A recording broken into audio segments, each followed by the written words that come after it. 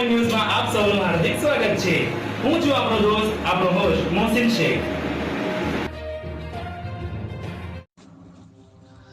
ગુજરાત સરકાર દ્વારા ગાંધીનગરના ગિફ્ટ સિટીમાં દારૂની છૂટ આપવા બાબતે social democratic party of India Banaskantha જિલ્લા કમિટી દ્વારા નિંદા કરી આ નિર્ણયને પરત લેવાની માંગ કરી બનાસકાંઠા જિલ્લા કલેક્ટર સાહેબને આવેદનપત્ર આપવામાં આવ્યું।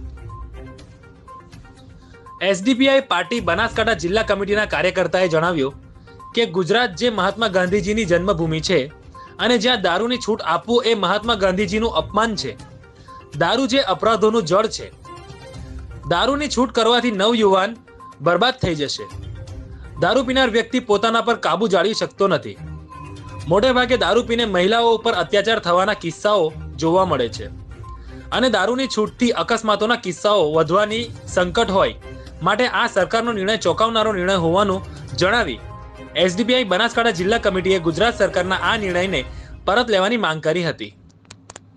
આજ રોજ 1 જાન્યુઆરી 2024ના કલેક્ટર બનાસકાંઠા સાહેબને આવેદનપત્ર આપેલ છે,